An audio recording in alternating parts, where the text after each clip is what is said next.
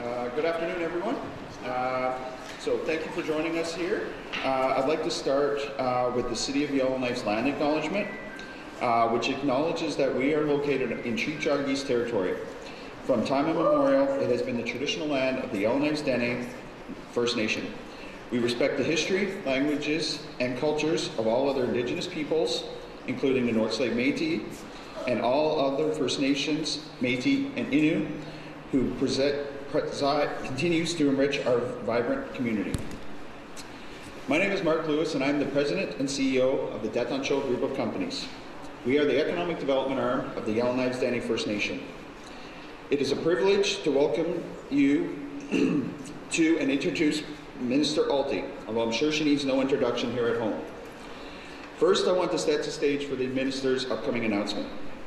For decades, the North has faced a lack of infrastructure, including roads, communications, ports, and airports. Any Northerner can tell you the daily challenges and limitations they face due to this lack of infrastructure. As resourceful Northerners, we look for ways to deal with these challenges, but there are some limitations that individuals and our small communities cannot overcome by themselves. That is why the federal investment in proper nation-building infrastructure is so important.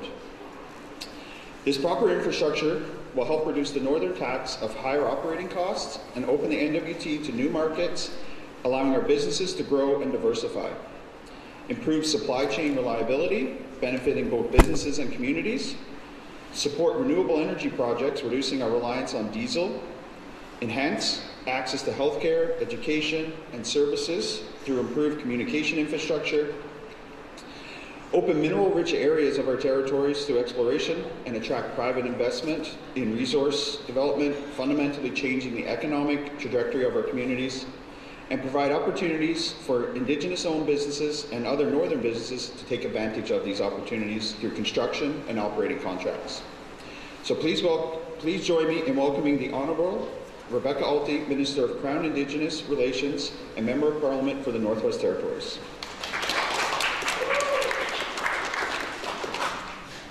Thank you. Just lower that a bit. Hello, bonjour tout le monde. Thank you again, Mark, for the kind introduction. It's great to be back in Yellowknife. I just flew in this morning at 10:30, so it's a pleasure to be home after a big week in Ottawa. Again, I want to acknowledge that we're gathered on Treaty 8 territory, the territory of Chief Dragies, home of the Yellowknife's Dene First Nation, as well as the North Slave Métis Alliance. I want to thank everyone who joined us today, President Whitford, Mayor Hendrickson, am I missing it? Well, many others, media, the staff with the Yellowknife's Dene First Nations Economic Development Corporation, and a big thank you to the Government of the Northwest Territories Airport for hosting us today. We're at a hinge moment in our shared history. The United States is fundamentally and rapidly transforming its trading relationships. The effects are both immediate and profound, closing markets, disrupting supply chains, halting investment, and pushing up unemployment, including here in the Northwest Territories, where the diamond mines have been hit particularly hard. And so in hinge moments like this, we must be bold. We must chart a new course, and we must do it together. That's why earlier this month, our government unveiled Budget 2025, and it was passed on Monday, a plan to build on hundreds of policies and initiatives, all focused on one thing: building Canada strong. This is an investment budget. We're investing billions of dollars in building big things again. Infrastructure, major projects, roads, ports, electricity grids, here in the Northwest Territories, across the North, and across Canada. As part of our plan to build Canada strong today, I'm announcing the $1 billion for a new Arctic Infrastructure Fund to support major trade and transportation projects that reinforce our sovereignty, enable regional economic development, and better connect Northern and Indigenous communities. This is part of a broader strategy our government is launching that includes an additional $5 billion Trade Diversification Corridor Fund to invest in the infrastructure we need to move Canadian products to global markets, including ports, railways, airports, and highways. So altogether would be a $6 billion infrastructure trade corridor, which the Northwest Territories, as well as all territories, would be eligible for. This critical infrastructure will improve Canada's ability to move imports and exports across the country and to and from the rest of the world. It will also get us closer to our goal of doubling non-US exports within the next decade. As announced in September, work continues with the Major Projects Office to advance the Arctic Economic and Security Corridor. This strategic initiative will better connect the North with new infrastructure, including an all-season road and a deep-sea port in Grays Bay, Nunavut. From ports and roads to runways and communication systems, this corridor will serve both military operations and northern economic development. To support projects like this and others, our government is also providing the Canada Infrastructure Bank with an extra $10 billion a year so more critical projects can move forward. That has the potential to support important projects in the north, like Grays Bay, the Tulsan Hydro Project, the Slave Geological Province Highway, and the Mackenzie Valley Highway. As a whole, the Arctic Economic Security Corridor will strengthen Canada's Arctic sovereignty and create new pathways for sustainable economic growth in northern communities. But we know that we cannot stop there. If we're building big infrastructure, we also need to be building smaller infrastructure that builds strong communities. And to do that, we're investing $51 billion to provide ongoing funding for municipalities to build roads, water and wastewater infrastructure, hospitals, colleges, universities, and more, to support communities as well as our housing goals. And we know that in order to seize the moment, we must build on partnership with First Nations, Inuit, and Métis to help shape northern development in a way that truly strengthens communities, protects the land, and ensures economic benefits are shared. At the end of the day, whether it's the major projects that will turbocharge our economy, or trade infrastructure that will connect our regional economies, or the community-level infrastructure that will strengthen our communities, our goal is simple: to take this hinge moment in our history and turn it into a generational opportunity by building big things together. Throughout our history, Canadians have always turned challenges into opportunities, and now, at this moment of profound change, we carry the same responsibility and the same ambition. We're going to build big, great things together. For Northerners, for Canadians, on a scale and a speed never seen before. By making bold, ambitious investments together, we will build a stronger, more competitive, and more resilient economy, and a stronger Canada for generations to come. With generational investments in infrastructure, our government is meeting this moment and delivering on our mandate to empower Canadians by building our economic strength and unleashing Canada's full economic potential. And we're starting right here in the North. Thank you, merci, and masi cho.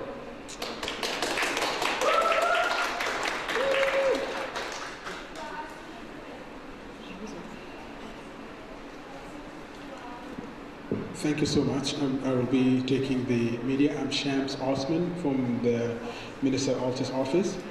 I will be taking the media. Will be one question and one follow-up, and then after that we'll be going for a photo shoot with the minister.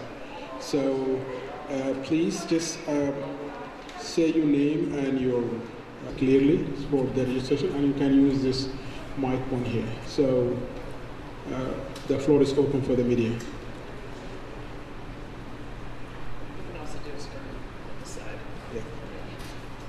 Hi. Hello. James O'Connor from CPLB. Is there any specifics in what you just spoke about, any specific announcements about specific projects right now? To come. So the announcement today is the $1 billion and the $5 billion that the projects will be opening the selection process in the weeks to come. So we know that there are a number of projects in the pipeline, and so we'll be working with the territorial governments as well as Indigenous governments and proponents on advancing those projects. And how does this connect with the announcement we heard about the list from last week? The major projects? Yeah, how does that fit together with what you're talking about? So with the major projects, one of the projects announced, of course, was the Iqaluit Hydro, and so it's being referred to the Major Projects Office, and through that, the Major Projects Office works with the proponent to see if there's regulatory support needed to accelerate it, whether there's financing support needed to get the project across the finish line. However, these funds, any trade and infrastructure projects are eligible for it. So you don't have to be listed or referred to the Major Projects Office to be considered for this funding.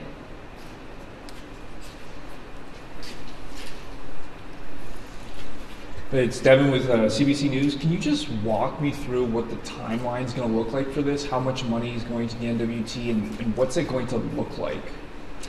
So there's a number of funding pots in the budget. So there's the $1 billion, which is specific for Arctic infrastructure. So that would be available for the Yukon, the Northwest Territories, Nunavut, and Inuit-Nunavut.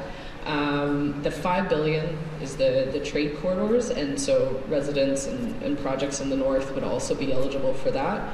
And the third one that I would reference would be the Canada Infrastructure Bank, and so now with that extra $10 billion, there's $45 billion eligible for that. And so again, projects here in the Northwest Territories have that 45 plus 6, that $51 billion available for trade and infrastructure projects. On top of that is the communities that are also eligible for funding through the Building Communities Strong. So projects to be selected. However, this is the official announcement that the funding's available. When was the last time you spoke with Mark Carney or maybe someone else in cabinet about pushing for a GNWT nation building project that's been asking for one of those 3 big ones? And what was that conversation like? So in September, the Arctic Economic Security Project was listed as a project to be, the tranche 2. And so it is working with the Major Projects Office and the proponents to identify what work is required.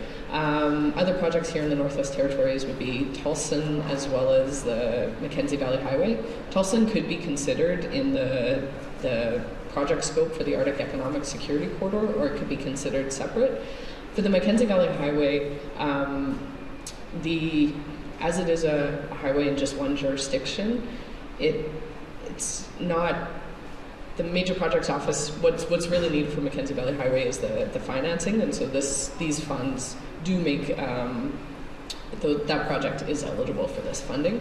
So with the Arctic Economic Security Corridor, the complication of creating a deep sea port and having a highway between 2 jurisdictions requires many more people at the table, which is where the Major Projects Office can be that convener to bring everybody together to get it across the finish line.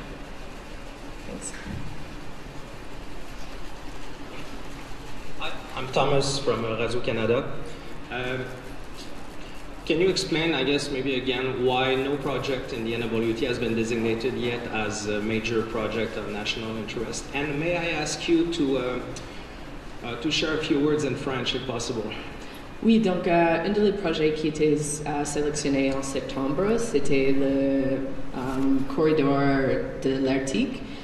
Donc ça, c'est un projet ici au territoire du Nord-Ouest et aussi au Nunavut. Donc ça, c'est un des projets qui était referred à la Major Projects Office. Donc il y a du travail pour avancer ce projet, mais ce projet-là reste avec le Major Projects Office. Il y a 2 autres projets qui sont de grande nature ici au territoire, donc le Mackenzie Valley Highway et aussi le Tolson Project. Donc celui-là, avec cette annonce aujourd'hui, le 1 milliard, je m'excuse, pour le Arctic Infrastructure Fund et aussi le 5 milliards pour le Trade Corridor, ça c'est aussi des projets des fonds que ces projets-là peuvent faire une application pour. D'accord, mais just to confirm for the record, they're not yet designated as major national interest project. Non, il y a aucun projet au Canada qui était désigné. C'est seulement des projets qui étaient referred à la Major Projects, mais il n'y a aucun projet qui était désigné jusqu'à maintenant. Okay, thank you. Merci.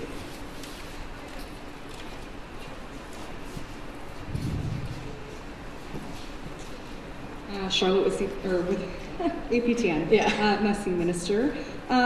So Indigenous governments have long stated that one major barrier to partnership is a lack of internal technical capacity, having engineers, project managers, financial analysis.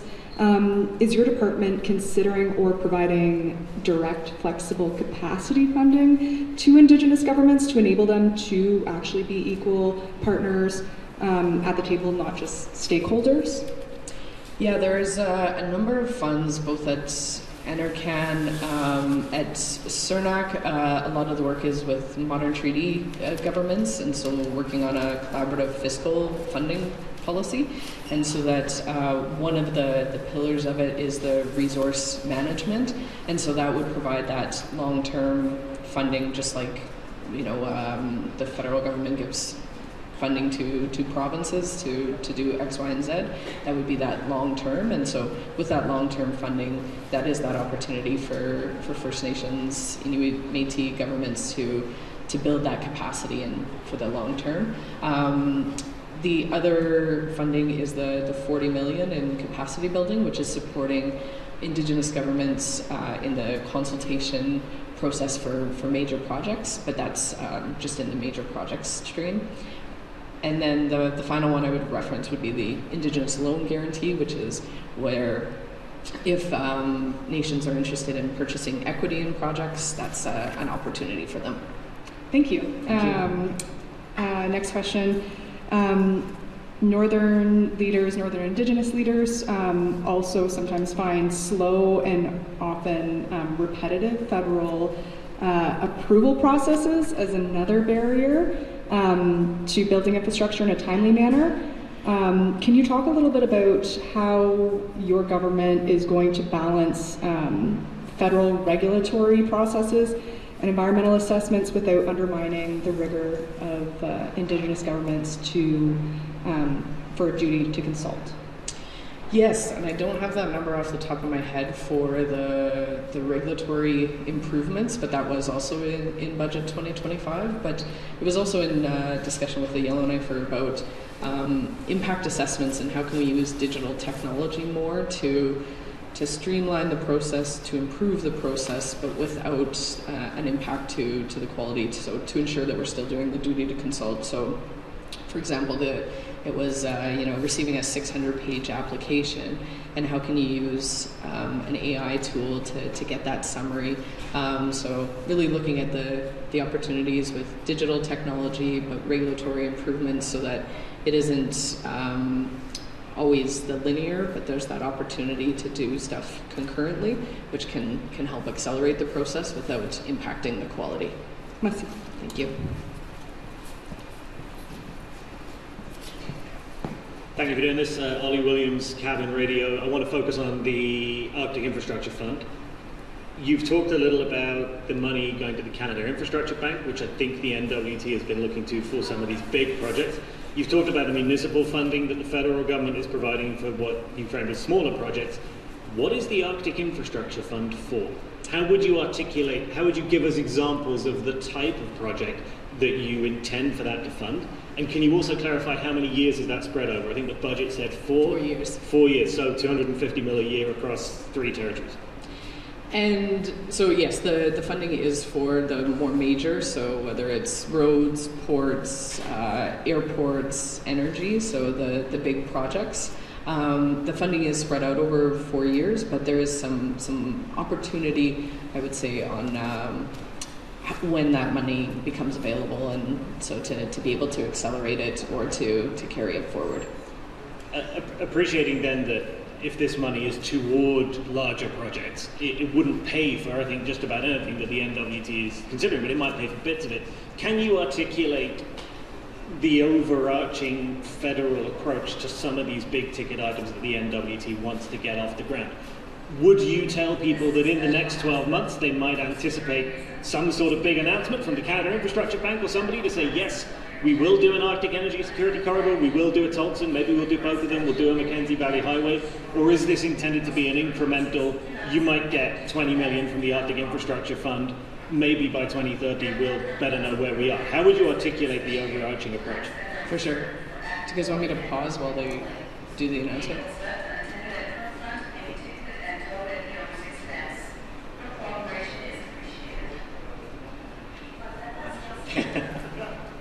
Bien sûr, c'est en français aussi.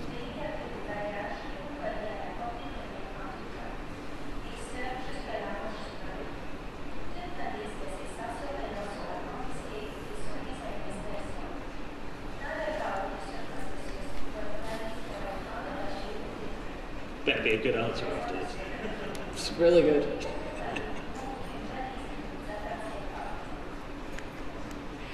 Thanks for the question, Ollie. Oh, we're done there.